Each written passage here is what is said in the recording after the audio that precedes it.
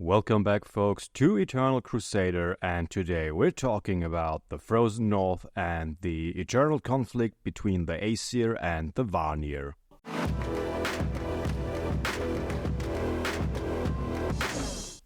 Blonde-haired savages have driven the remaining Hyborian tribes out of the snow countries, except the ancient kingdom of Hyperborea, which resists their onslaught.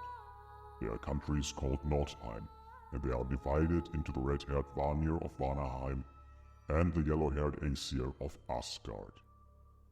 Robert E. Howard, The Hyborian Age. With the conclusion of the current adaptation of Howard's The Frost Giant's Daughter by Jim Zub and Titan Comics, today we will take a closer look at the two savage tribes that engage in a bloody feud throughout the story. Who are these brutal Norsemen, and what role do they play in the myth-making of the historical Aesir and Vanir during the Viking Age? We will explore this in our lore video today. If you are also interested in our review of the current Conan comic that delves into these very themes, you can find the link at the end of the video or in our description. Let's begin with an excerpt from Howard's story. Both were tall men, built like tigers. Their shields were gone, their crosshairs battered and dented. Blood dried on their mail, their swords were stained red. Their horned helmets showed the mark of fierce strokes. One was beardless and black-maned. The locks and beard of the other were red as the blood on the sunlit snow. Robert E. Howard, The Frost Giant's Daughter. By now you should know that the black-maned one is of course Conan of Cimmeria, while the other warrior described with a red beard is a Vanir, known for their tall, fair, blue-eyed appearance and the worship of Ymir, the first giant. Their society is organized into independent tribes and is characterized by a fierce, warlike nature. Led by tribal kings, the Vanir fight with unmatched courage, celebrating their victories with relentless battles and spirited feasts. Residing in Vanaheim, these red-haired warriors value honor, loyalty, and reputation above all. Shaped by an unforgiving landscape, they constantly face harsh elements and conflicts with neighboring tribes. The Vanir's way of life revolves around warfare and survival. They are skilled hunters and warriors whose culture emphasizes aggression and martial prowess.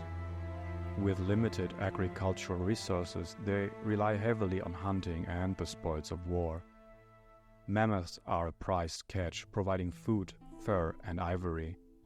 While they occasionally trade with distant merchants, such exchanges are risky due to the Vanir's unpredictable nature. Striking in appearance, the Vanir adorn themselves with horned helmets and ornate weapons. Cleanliness is important to them. They craft grooving tools from bones and antlers. Their thick garments are designed to withstand the relentless cold. Wealthier tribesmen display their success through coin-decorated clothing as a testament to their fearlessness. While men engage in raids, Nordheimir women protect their villages and are formidable defenders in their own right. Vanir society thrives on camaraderie centered around tribal loyalty and honor, often turning feasts into spirited brawls. When a common enemy threatens, rivalries are set aside as they unite with other Vanaheimers to defend their lands. Vanaheim embodies the indomitable spirit of the Vanir people, an ancestral realm of storms and harsh beauty. The Aesir, their ancient enemy tribe from Asgard in the far north, share a fierce kinship and rivalry with the Vanir. These blonde-haired warriors have occasionally allied with Conan the Cimmerian against their Vanir foes. Despite these alliances, an age-old enmity persists even between the Aesir and the Cimmerians, fueling cycles of conflict and respect. Also worshipping Ymir, Aesir warriors seek glory in combat, inspired by visions of Valhalla, where fallen warriors join him in eternal battle and feasting. Their decentralized religious practice take place at natural sites, such like mountains and sacred groves. Aesir women often practice rare forms of witchcraft. Loyalty and honor define Aesir customs. Conflicts are settled through combat, where victory grants leadership, Wealth is achieved through raiding rather than centralized rule. Their ornately decorated weapons reflect both strength and artistic pride. Each spring, they raid southern towns for cattle, wealth, and captives, but show hospitality to peaceful visitors. The severe climate demands resilience among both Aesir and Vanir, as they navigate constant conflict with the neighbors. Bound by kinship despite rivalry, together they embody a world shaped by unyielding winters, a warrior's path driven by honor and glory. Robert E. Howard drew inspiration for the Vanir and Aesir from Scandinavian Vikings and early Germanic tribes, envisioning a world predating recorded history where these ancient peoples evolved into Norsemen, the ancestors of modern Swedes, Danes, Icelanders, Norwegians, among others.